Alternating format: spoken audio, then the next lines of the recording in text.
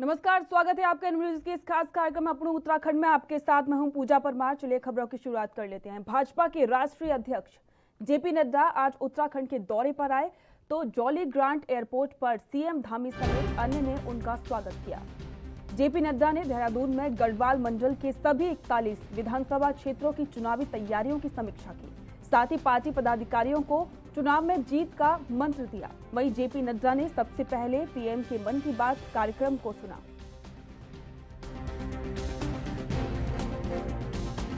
आज हम सब लोग यहाँ मन की बात के कार्यक्रम में एकत्र आए। मुझे कुछ थोड़ा विलंब हुआ, लेकिन फिर भी मैं आप लोगों के साथ शामिल हो सका, ये मेरा सौभाग्य रहा। मन की बात का कार्यक्रम आदरणीय प्रधानमंत्री जी के द्वारा एक अपने आप में अनूठा कार्यक्रम है और जो एक राजनेता की दृष्टि से देखा जाए तो उनकी अनूठी सोच का ये परिणाम है कि आज हम लोगों ने 84 मन की बात का एपिसोड सुना और आपने देखा होगा कि प्रधानमंत्री जी सामाजिक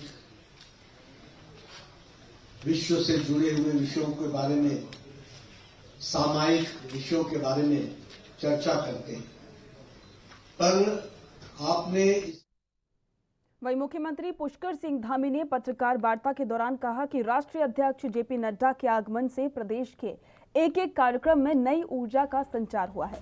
सुबह से ही उनकी बैठकें लगी हुई हैं। हमारे सभी कार्यकर्ताओं का उन्होंने मार्गदर्शन किया है। प्रदेश के सभी कार्यकर्ताओं को उनके प्रेरणा और नई ऊर्जा मिली है।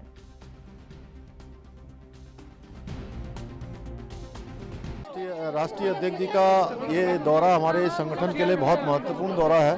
आज सभी कार्यकर्ताओं से जो विस्तारक आए हैं, विधानसभा के प्रभारी हैं, प्रवासी कार्यकर्ता हैं, उनके अलग अलग चरणों में अलग अलग बैठकें ले रहे हैं और निश्चित रूप से हम राष्ट्रीय अध्यक्ष जी के दौरे से हमको ठीक रूप से, जमीनी रूप से और ज़्यादा काम करने की प्रेरणा मिली है। और उनका विधानसभा के प्रभारी, उनके सह प्रभारी और साथ में जो प्रवासी कार्यकर्ता है, उन सभी कार्यकर्ताओं के बीच में उन्होंने चूँकि सभी का मार्गदर्शन किया है, सीधे नीचे जाकर, बिल्कुल घर घर जाकर, लोगों के बीच में जाकर हमारे सभी कार्यकर्ता काम करेंगे। सभी को उनका मार्गदर्शन मिला है। उनके मार्गदर्शन से निश्चित रूप से हमारे सभी कार्यकर्ताओं को, प्रदेश भर के कार्यकर्ताओं को। उत्तराखंड के कैबिनेट मंत्री हरक सिंह रावत ने अपने इस्तीफे संबंधी अटकलों पर विराम लगाते हुए रविवार को कहा कि मुख्यमंत्री पुष्कर सिंह धामी उनके छोटे भाई हैं, जिन्होंने हर परिस्थिति में उनका साथ दिया। रावत ने एक वीडियो संदेश में कहा कि वो प्रार्थना करते हैं कि अगले साल विधानसभा चुनाव में धामी के नेतृत्व में बीजेपी की सरकार राज्य में पूर्ण बहुमत के साथ सत्ता में लौटे। इससे पहले रावत ने शनिवार को धामी के आवास पर उनके साथ 6 घंटे बैठक की थी। पुष्कर भाई मेरे छोटे भाई हैं और प्रदेश के मुख्यमंत्री के रूप में जिस तरह चाहे युवाओं के लिए हो, महिलाओं के लिए हो, अनुसूचित जाति के लिए हो, पर्वत क्षेत्र के दूर दराज के गांव के लिए हो, जिस तरह वो काम कर रहे हैं, मेरा आशीर्वाद उनके साथ है। और पुष्कर भाई के नेतृत्व में भारतीय जनता पार्टी पूर्ण बहुमत के साथ सरकार बनाए, ये मेरा आशीर्वाद अपने छोटे भाई के साथ है। हमेशा जिस तरह हमेशा उन्होंने मेरा साथ दिया है, चाहे मेरा बुरा वक्त, जब भी मेरा बुरा वक्त रहा है, एक भाई के नाते, चाहे मैं कांग्रेस में था, चाहे मैं भाजपा में था, हमेशा एक छोटे भाई के रूप में हमेशा उन्होंने मेरा साथ दिया है। मैं उस चीज को कभी नहीं भूल सकता हूं और इसलिए उनका एहसान है मेरे ऊपर। उनके नेतृत्व में भारतीय जनता पार्टी प्रदेश में सरकार बनाए। उत्तराखंड विधानसभा चुनाव के लिए कांग्रेस हाईकमान का भरोसा पाकर दिल्ली से लौटे पूर्व मुख्यमंत्री हरीश रावत का पार्टी कार्यकर्ताओं और समर्थकों ने विजेता की तरह स्वागत किया।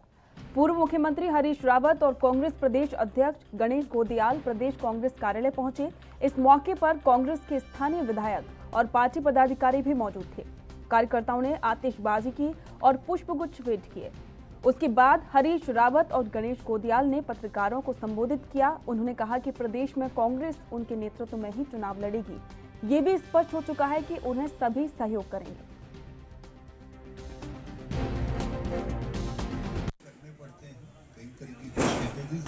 करनी पड़ती हैं और बहुत सारे लोगों की सेवाओं का उपयोग करना पड़ता है। बल्कि यदि मैं कहूँ, अध्यक्ष जी मुझे क्षमा करें, कि न केवल संगठन के नामचीन लोगों की सेवाओं का उपयोग करना पड़ता है, बल्कि आपको लास्ट बिंदु पर बैठे हुए अपने प्रत्येक कार्यकर्ता की क्षमता का भी उपयोग से जो ठीक से लड़ाई लड़ सकें, जो सहयोग की आवश्यकता है, जो उचित एटमॉस्फेयर, उचित माहौल बनाने की ज़रूरत है। हमारे नेता आदरणीय राहुल जी ने मुझे इस रूप में अधिकृत किया है कि ये आप राज्य स्तर पर स्वतंत्र हैं और केंद्र के स्तर पर भी जो आवश्यक कुछ चीज़ें, कुछ नए चीज़ें करने की आवश्यकता है, उस प्रस्ताव को केंद्र को भेज दिया। जैसा कहा गया हरीश रावत के नेतृत्व में चुनाव लड़ा जाएगा, क्या यह माना जा सकता है कि हरीश रावत के जो अपने व्यक्ति हैं वो उन्हीं का सपोर्ट करेंगे? क्या उन्हीं को टिकट मिलने की संभावना है? इसका टिकट से कोई लेना देना नहीं। टिकट का एक प्रोसेस है और उस प्रोसेस के तहत ही टिकट मिलेंगे। जीतने वाले को ही टिकट मिलेंगे जिनकी जीतने की ज़्यादा संभावना हो। कांग्रेस का निष्ठावान कार्यकर्ता और समय समय पर जब जनता को आवश्यकता। उत्तराखंड विधानसभा चुनाव को लेकर सियासी उठापटक के बीच कांग्रेस के वरिष्ठ नेता और पूर्व मुख्यमंत्री हरीश रावत ने अपनी एक भूल के लिए प्रदेश के लोगों और पार्टी वर्कर्स से माफी मांगी है। उन्होंने ट्वीट कर बताया है कि कल यानी कि शनिवार को थोड़ी गलती हो गई। मेरा नेतृत्व शब्द से अहंकार झलकता है। चुनाव मेरे नेतृत्व में नहीं बल्कि मेरी अगुवाई में लड़ा जाएगा। मैं अपने उस घमंडपूर्ण उद्बोधन के लिए क्षमा चाहता हूँ। मेरे मुंह से वो शब्द शोभाजनक नहीं है।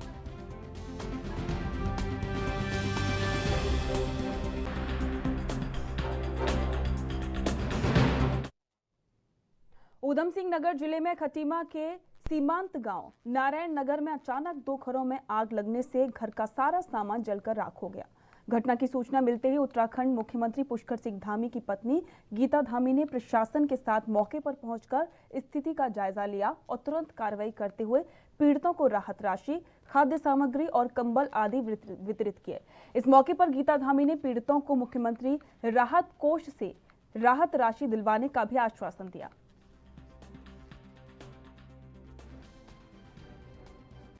विधानसभा खटीमा ग्राम नगरा तराई बंगाली कॉलोनी नारायण नगर में आज शाम को कन्हैया और दिनेश पाल के घर पे अचानक आग लग जाने से बहुत ही भारी नुकसान परिवार को हुआ है और साथ में हमारे द्वारा वहाँ पे मौके में हम लोग वहाँ पे पहुँचे। साथ में स्थानीय प्रशासन, तहसीलदार साहब भी यहाँ पे मौके में उपस्थित रहे और जो भी त्वरित कार्रवाई उनके द्वारा की गई, जो भी सहयोग प्रशासन के द्वारा वहाँ पे दिया जाना था, आपके चेक भी वहाँ पे दिए गए।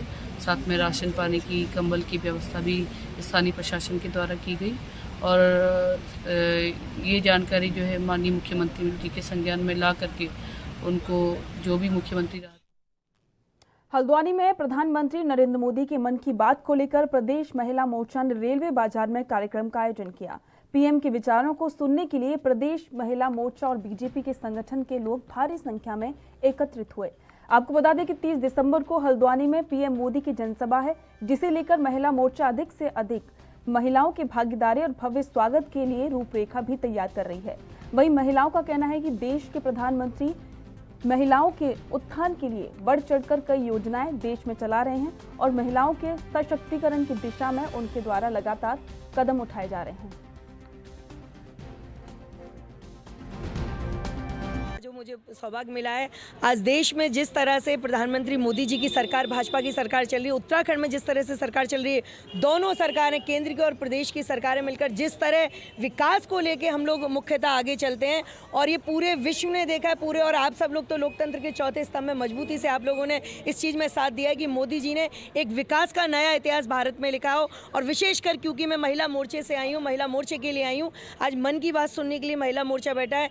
देश भर में जिस तरह से मन की बात में इशू उठाते हैं प्रधानमंत्री मोदी जी, हर किसी के मन तक पहुंचने की बात, आम समाज, दूर दराज, वो सुदूर गांव तक, उन पहाड़ों तक जहां कोई पहुंचता नहीं था, मोदी जी वहां तक पहुंचे। महिलाओं के लिए जो भी आज पूजा जी ने बोला है कि हम किस तरीके से आगे बढ़ रहे हैं, महिला सशक्तिकरण कितना आगे बढ़ रहा है, कितना शक्तिशाली हो रहा है, ये सब सिर्फ मोदी जी की वजह से ही है क्योंकि उन्होंने महिलाओं के लिए ऐसे कानून हिंदू में नहीं, इवन मुस्लिम्स में भी लाए हैं कि महिलाएं उनकी तरफ बहुत ही ज़्यादा आकर्षित हो गई हैं और उनकी नई नई योजनाओं को लेकर बहुत सी उत्साहित हैं और बस ये चाहती हैं कि आएँ तो मोदी जी आएँ। देखिए आप देख सकते हैं यहाँ महिलाएं बैठी हुई हैं, जगह भी छोटी पड़ गई, ये बाज़ार जगह थी, इस वजह से जगह प्रॉपर नहीं हो पाई, बट इससे भी ज़्यादा महिलाएं आने में उत्सुक थी।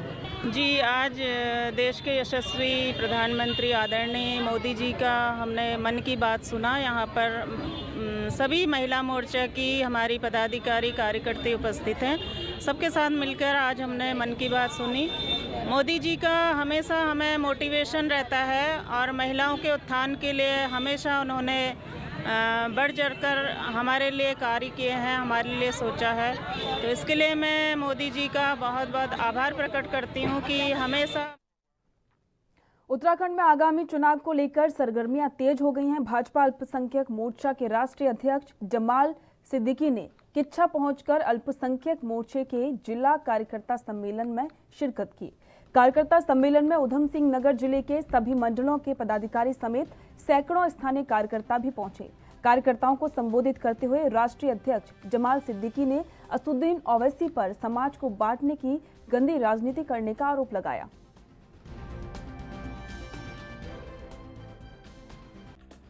वैसे पहले अपना तेलंगाना संभाल लें। तेलंगाना में मस्जिदों पे कब्जा करवाया है, वक्फ बोर्ड की ज़मीनें खाई हैं, किसी को मदद नहीं किया है, अपने कॉलेज और अपने व्यापार के अड्डे बनाए हैं। और वो जब तेलंगाना में उनके पिताजी ने काम शुरू किया था, आज एक सांसद उनके पिताजी थे, आज एक सांसद ये भी यहाँ पर है, क्योंकि तेलंगाना के लोगों ने उनकी नफरत की राजनीति को देख लिया है। मेरा तो ऐसा मानना है। ओवैसी भी जिन्ना के सेकंड वेरिएंट हैं। जिस प्रकार से जिन्ना ने कुर्सी के लिए देश को बांटा और पाकिस्तान को एक देश बनाया इस्लाम के नाम पर, आज वो पाकिस्तान जल रहा है, इस्लाम को बदनाम कर रहा है। वैसे ही कुर्सी के लालच में अवैसी भी जिन्ना के रास्ते पर चलकर देश को बांटने का काम कर रहे, हिंदू मुसलमान को अलग करने का काम कर रहे। ये अब होने वाला नहीं, क्योंकि ये जो देश में अब मुसलमान बचा है, जो नफरत होने वाले थे, जिनको मुसलमानों को हिंदुओं से तकलीफ थी, वो पाकिस्तान चले गए जिन्ना के नेतृत्व में। यहाँ जो मुसलमान है वो हिंदू का छोटा भाई है, वो एक भाई 2012 में अस्तित्व में आई झबरेड़ा विधानसभा सीट पर इस बार भीम आर्मी के संस्थापक चंद्रशेखर की आजाद समाज पार्टी ने भी अपने प्रत्याशियों को मैदान में उतारा है। आजाद समाज पार्टी ने हरिद्वार जिले की 3 विधानसभा सीट पर अपने प्रत्याशियों को मैदान में उतारा है, लेकिन झबरेड़ा सीट आजाद समाज पार्टी के लिए काफी अहम मानी जा रही है। झबरेड़ा सीट रिजर्व सीट है। इस विधानसभा सीट पर बसपा से ही जीत हासिल की है। पिछले चुनाव में भाजपा ने जरूर जीत अपने नाम की थी, लेकिन अब आजाद समाज पार्टी के प्रत्याशी घोषित किए जाने के बाद बसपा के सामने मुश्किलें बढ़ गई हैं। अगर मुद्दों की बात की जाए सामाजिक स्तर पर, तो हमारा समाज हर तरीके से पीछे है। चाहे वो शिक्षा का मुद्दे हो, चाहे वो कोर्ट कचहरी का मुद्दे हो, इनकी थाने में सुनवाई हो, जहाँ भी सामाजिक संतुलन की बात हो वहाँ पर भी पीछे है। शिक्षा का स्तर भी बहुत पीछे है, और इसमें मेरा समाज ही नहीं, तो मैं सभी समाज की बात कहूँगा कि शिक्षा के स्तर पर बहुत पीछे है। विधानसभा वाइज देखिए, अगर कोई विधायक बनता है, विधायक बनने के बाद में प्रत्येक व्यक्ति के पास जो उसकी निधि आती है, उससे काम कहीं ना कहीं कराने पड़ते हैं, तो प्रत्येक विधायक का होता है। उसी के बाद उसकी आगे कार्रवाई होती है। और मैं कह रहा हूँ, अगर उनकी नीयत अच्छी हो काम कराने की, तो नीयत कहीं ना कहीं दिखाई देती है। और उसी का लगातार बढ़ रही महंगाई से नाराज कांग्रेसियों ने लक्सर में भाजपा सरकार के खिलाफ हंगामा प्रदर्शन करते हुए रैली निकाली। कांग्रेसियों ने कहा कि भाजपा आमजन की गाड़ी कमाई लूटकर चंद पूंजीपतियों और सरमाएदारों की तिजोरियां भरने में लगी हुई है। बाद में उन्होंने पूरे नगर में पदयात्रा निकालकर लोगों से कांग्रेस के साथ जुड़ने की अपील की। आपको बता दें कि लक्सर क्षेत्र के कांग्रेसी कार्यकर्ता लक्सर नगर में हरिद्वार रोड पर इकट्ठा हुए और बढ़ती महंगाई को लेकर भाजपा सरकार के खिलाफ नाराजगी जताई। आक्रोश भाजपा सरकार के खिलाफ महंगाई को लेकर है। ये कहां से कहां तक जाएगी रैली? ये रैली हमारी अभी यहाँ से शुरू हुई है तिराही से, और ये बाजार में होते हुए बालावाड़ी तिराही तक जाकर वहाँ संपन्न होगी। क्या संदेश देना चाह रहे हैं? हम ये संदेश देना चाहते हैं कि जो निकम्मी सरकार है वो अपनी हरकतों से बाज आए और इस महंगाई को लोगों को राहत देने के लिए कम करें। आप ये देखो कि इनके जो कैबिनेट की बैठक है उसमें इतनी बड़ी राड़ हो रही है, तो इनके हाथ पैर भूल चुके बीजेपी वालों के। अब कांग्रेस का राज आने वाला है, सब जो दुखी हैं लोग हमारा साथ दें और बीजेपी। वक्त हो गया है ब्रेक का, जल्द लौटेंगे।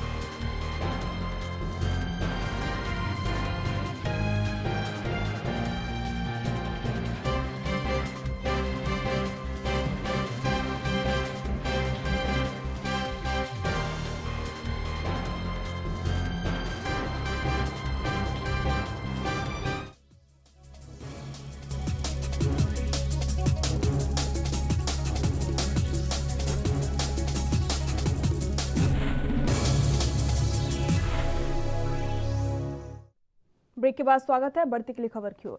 बाजपुर में विधानसभा चुनाव में स्थानीय प्रत्याशी को विधायक बनाने को लेकर अनाज मंडी से पूर्व जिला पंचायत सदस्य कुलविंदर सिंह किंदा की अध्यक्षता में एक विशाल रैली निकाली गई। इस दौरान लोगों ने विधानसभा चुनाव में पूर्व कैबिनेट मंत्री यशपाल आर्य के बाजपुर से चुनाव लड़ने पर उनका पूर्ण रूप से बहिष्कार करने का ऐलान किया है। बता दें कि बाजपुर की पूर्व जिला पंचायत सदस्य कुलविंदर सिंह किंदा और साथ ही क्षेत्र के लोगों द्वारा लगातार स्थानीय विधायक बनाने की मुहिम चलाई जा रही है।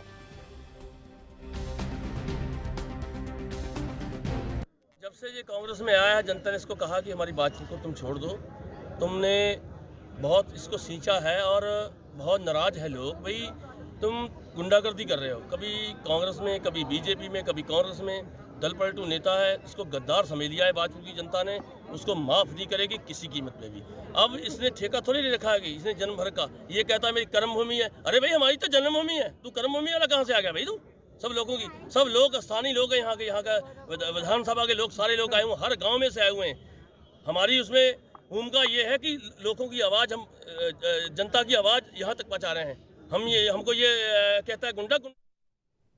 आज से धर्म नगरी हरिद्वार के प्रेमनगर आश्रम में अखिल भारतीय ब्रह्मा ऋषि महासंघ के तत्वाधान में 2 दिवसीय ब्रह्मा ऋषि महाकुंभ का आयोजन शुरू होने जा रहा है, जिसको लेकर आज प्रेस क्लब हरिद्वार में प्रेस वार्ता का आयोजन किया गया। पत्रकारों से बात करते हुए अखिल भारतीय ब्राह्मण महासंघ के राष्ट्रीय अध्यक्ष प्रवीण त्यागी ने बताया कि पूरे देश में ब्रह्मा ऋषि समाज ही ऐसा समाज है जो राजनीति से प्रेरित कार्य नहीं करता, बल्कि हम अपने समाज को धर्म और राष्ट्र की रक्षा की दिशा में चलने के लिए प्रेरित करते हैं। और वहीं ब्रह्मा ऋषि महासंघ की महामंत्री डॉक्टर उदिता त्यागी ने बताया कि आज से ब्रह्मा ऋषि महाकुंभ का आयोजन शुरू हो गया है, जिसमें रजिस्ट्रेशन के माध्यम से लगभग 20 लाख ब्रह्म ऋषियों को जोड़ने का काम किया जाएगा। ये जो अखिल भारतीय ब्रह्म ऋषि महासंघ का 31वां राष्ट्रीय अधिवेशन हमारे प्रेमनगर आश्रम में कल दिनांक 26 तारीख को जो आयोजन किया जा रहा है महाकुंभ का, जिसमें मुख्य रूप से मैं भी ब्रह्म ऋषि नाम से सदस्यता अभियान की शुरुआत है। उसमें हमारे जो ब्रह्म ऋषि महासंघ के घटक हैं, जैसे त्यागी, भूमियार, मोहियाल, चितपावन, नमूद्रिवाद, ये सभी इन घटकों के जो सदस्य हैं, आपके भोपाल से लेके साउथ से लेके पूरे पश्चिमी उत्तर प्रदेश, हरियाणा से सभी सदस्य यहाँ पर इस सम्मेलन में सम्मिलित होने के लिए आ रहे हैं। और इसमें हम सभी लोग आपस में एक ये प्रोग्राम बना रहे हैं कि इसमें एक मैं भी ब्रह्म ऋषि नाम से एक कार्ड, एक सदस्यता कार्ड सबको इशू किया जाए। उसी के लिए समझिए कि हम सब लोग यहाँ इकट्ठे हो रहे हैं, आपस में बातचीत कर रहे हैं और एक हम शुरुआत कर रहे हैं। इसीलिए हमने यहाँ पर आज हरिद्वार में इस सम्मेलन में कम ही लोगों को बुलाया, जबकि हमारी संख्या पूरे भारतवर्ष में काफ़ी संख्या है। लेकिन हमने इसमें कम लोगों को बुलाया है, जिस कारण से हम आपस में बैठ के और सब अपने अपने यहाँ से इस चीज़ को समझ के जाएं और समझने के बाद अपने अपने क्षेत्रों में उसका सदस्यता अभियान। देखिए, ब्रह्म ऋषियों का सौभाग्य है कि 31 साल बाद वापस हम लोग हरिद्वार, जो ब्रह्म की नगरी है, जो ब्रह्म ऋषियों का उद्गम है, हमें वापस मौका मिला हमारे अध्यक्ष जी की प्रेरणा से कि भाई हरिद्वार में ठीक 27 साल बाद दोबारा महाकुंभ यहाँ आयोजित किया जाए। और ये महाकुंभ एक चिंतन शिविर की तरह से आप इसे ज़्यादा लीजिए, क्योंकि कोविड का टाइम है तो बहुत ज़्यादा ना हम लोग इकट्ठा होने की स्थिति में हैं और ना ही इतना हमारे पास समय है कि हम इस सदस्यता अभियान को थोड़ा डिले कर सकें। तो कोशिश ये हुई कि भाई सब लोग इकट्ठा होकर, जो मुख्य लोग हैं देश भर के, वो सारे इकट्ठा हों और चिंतन करें कि भाई ब्रह्म ऋषियों को किस तरह से एक दूसरे के साथ जोड़ा जा सकता है। तो लक्ष्य बहुत साफ और पवित्र है कि भाई 20 लाख ब्रह्म ऋषियों को एक साथ जोड़कर इस महासंघ को ताकत दी जाए और जहाँ भी अपने ब्रह्म ऋषि हैं वो एक दूसरे के साथ खड़े हों, एक दूसरे की मदद करें, चाहे वो रोजगार का विषय हो, चाहे बच्चियों की शादी का विषय हो, या सरकार और समाज के साथ एक दूसरे के साथ जुड़कर सहभागिता की बात हो। तो ऊधम सिंह नगर के खटीमा में अंतर्राष्ट्रीय हिंदू परिषद के अध्यक्ष प्रवीण तोगड़िया पहुंचे। वहीं प्रवीण तोगड़िया ने प्रेस वार्ता में समृद्ध हिंदू, सशक्त हिंदू, सम्मान युक्त हिंदू का लक्ष्य प्राप्त करने की 10 सूत्री कार्य योजनाओं के बारे में बताया। इस प्रेस कॉन्फ्रेंस का आयोजन खटीमा में एक निजी आवास पर किया गया। राष्ट्रीय बजरंग दल का लक्ष्य है अब तो हिंदू ही आगे, समृद्ध हिंदू, सुरक्षित हिंदू, सम्मान युक्त हिंदू। यह लक्ष्य प्राप्त करने के लिए हमारी 10 सूत्री कार्य योजना है। पहला, भारत में कोई हिंदू बिना हेल्प नहीं रहेगा। हिंदू हेल्पलाइन 02066803300 मदद के लिए फ़ोन करो। दूसरी योजना है, भारत में कोई गरीब हिंदू बिना डॉक्टर नहीं रहेगा। इंडिया हेल्थलाइन, जिसमें 10,000 स्पेशलिस्ट डॉक्टर है। तीसरा, गरीब हिंदुओं को 10 किलो अनाज, कोई हिंदू भूखा नहीं रहेगा, एक मुट्ठी अनाज। चौथा, गरीबों को free advocate, Hindu advocate forum. पांचवा, हिंदू रोजगार योजना, गरीब युवा युवतियों को रोजगार। छठा, किड्स अहेड, बच्चे की टैलेंट बढ़ाकर धर्म का संस्कार देना। सातवां, हिंदू सुरक्षा। आठवां, हिंदू समृद्धि। नौवां, मेरा घर, हिंदू घर सुखी घर, अर्थात हिंदू घर। झबरेड़ा के विधायक देशराज कर्णवाल ने विधानसभा के गांव धर्मपुर में 2 सड़कों का उद्घाटन किया। सड़क बनने की कुल लागत 65 लाख की होगी। वहीं पास के गांव नगला कुबड़ा में भी इंटरलॉकिंग टाइल्स से बनने वाली 700 मीटर की सड़क का फीता काटकर उद्घाटन किया गया। वहीं सड़क की कुल लागत 24 लाख की होगी। आपको बता दें कि देशराज कर्णवाल लगातार अपनी विधानसभा में विकास कार्य कर रहे हैं। वहीं इसका फायदा आने वाले विधानसभा 2022 के चुनाव में मिल सकता है। 2017 में विधानसभा से जीतकर विधायक बने देशराज कर्णवाल लगातार विकास कार्यों में जुटे हैं। मैं धर्मपुर गांव में संत शिरोमणि सतगुरु रविदास मंदिर के प्रांगण में के सामने हम 2 सड़कों का उद्घाटन कर रहे हैं। श्री राम स्वरूप के खेत से टावर तक ये बाईपास रोड है और धर्मपुर से लेकर के देवपुरा तक, उसमें कुछ सड़क का कुछ हिस्सा हमने पहले बनवा दिया था, कुछ हिस्सा अब बन रहा है। तो ये दोनों सड़कें ना तो आज़ादी से पहले बनी और ना आज़ादी के बाद। ये सौभाग्य संत शिरोमणि सतगुरु रविदास जी के कारण और अपने प्रिय मतदाताओं के कारण मुझे मिला है। और लगभग 65 लाख रुपए की लागत से ये सड़कें दोनों बनकर तैयार होंगी और गुणवत्तापरक सड़क बनेगी। इंटरलॉकिंग टाइल्स की ये सड़कें हैं, ये बहुत ही अच्छी सड़कें बनेंगी। विधायक जी, लगातार विकास कार्य हो रहे हैं। मैंने कहा कि 500-600 सड़कों का जाल बिछा दिया गया है और अभी लगभग 14 करोड़ रुपए की सड़कें जिनका उद्घाटन मैं लगातार रोजाना कर रहा हूं और मुझे भरोसा है 2 तारीख को माननीय मुख्यमंत्री जी आएंगे और वो भी हमें झबरेड़ा विधानसभा को सौगात। उत्तराखंड के काशीपुर में धर्म यात्रा महासंघ ने महाराणा प्रताप चौक पर AIMIM मुखिया असुद्दीन ओवैसी का पुतला दहन किया। उसके बाद महासंघ के लोग ने जिलाधिकारी महोदय के माध्यम से महामहिम राष्ट्रपति को एक ज्ञापन भेजा, जिसमें महासंघ के लोगों ने मांग की कि असुद्दीन ओवैसी के खिलाफ राजद्रोह का मुकदमा चला जाना चाहिए। दरअसल 24 दिसंबर को उत्तर प्रदेश के बिजनौर में ओवैसी ने एक बयान दिया था, जिसमें ओवैसी ने यूपी पुलिस को कहा कि कल सत्ता में योगी और मोदी ना रहे तो तुम्हारा क्या होगा। वहीं उनके इस बयान के बाद हिंदू संगठनों में भारी गुस्सा है। परसों 24 तारीख को बिजनौर में एक जनसभा में असदुद्दीन ने एक इस प्रकार का बयान दिया जिससे पूरा राष्ट्रवादी विचारधारा के लोग उद्वेलित हैं। उनका ये कहना कि पुलिस वालों, एक दिन वो आएगा जब योगी मठ में चला जाएगा और मोदी पर्वतों में चला जाएगा, तब तुम्हें कौन बचाएगा। आखिर इन शब्दों का प्रयोग करके असदुद्दीन क्या प्रमाणित करना चाहते हैं, क्या कहना चाहते हैं, क्या संदेश देना चाहते हैं समाज को। अरे क्या वो ये भूल गए कि जब जब इस धरती पर कोई औरंगजेब या बाबर पैदा हुआ है, तब तब शिवाजी और महाराणा प्रताप जैसे रणबांकुरे पैदा हुए हैं, जिन्होंने इनको नेस्तो नाबूद आगे बढ़ रहा है। और इस सुख शांति का, इस देश को विश्व गुरु बनाने की तरफ बढ़ते कदमों को देखते हुए कुछ असामाजिक तत्व जैसे ओवैसी, उसकी ऐसी बयानबाजी, ऐसी गंदी बयानबाजी जिससे हिंदुओं के मन में भयंकर रोष उत्पन्न हो गया। परसों उन्होंने बिजनौर के पास एक चुनावी सभा में ये बयान दिया कि कल को योगी तो मठ में चले जाएंगे और मोदी पहाड़ों पर चले जाएंगे, तो फिर तुम्हारा क्या होगा। अरे जुल्मी, औरंगजेब के टाइम में भी कुछ नहीं हुआ, तब भी हमारा भारतीय। हरिद्वार के रावली महदूद में सावित्री शिक्षा सदन इंटर कॉलेज में रमाबाई अंबेडकर महासभा का आयोजन किया गया। वहीं कार्यक्रम का आयोजन जिला अध्यक्ष दीपक पेगवाल और ईशांत तेजियान के नेतृत्व में किया गया, जिसमें मुख्य अतिथि के रूप में रमाबाई अंबेडकर महासभा के राष्ट्रीय अध्यक्ष डॉक्टर अनु स्वरूप पहुंचे।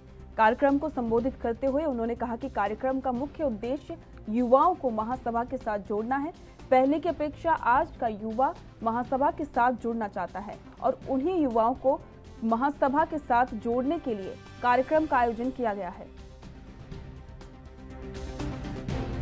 यहाँ का जो युवा वर्ग है वो हमसे जुड़ना चाहता था और काफ़ी दिनों से कह रहे थे कि हम आपसे जुड़ना चाहते हैं और हम समाज के लिए काम करना चाहते हैं, लेकिन कुछ दौरान जो कोरोना वगैरह चला था उस वक्त हम नहीं करवा पाए थे इनको। तो आज जो है इन्होंने खुद होके ये प्रोग्राम रखा है कि हम आपके साथ जुड़ना चाहते हैं। और इसी के साथ अपनों उत्तराखंड में फिलहाल इतना ही। देखते रहिए ANB न्यूज़। नमस्कार।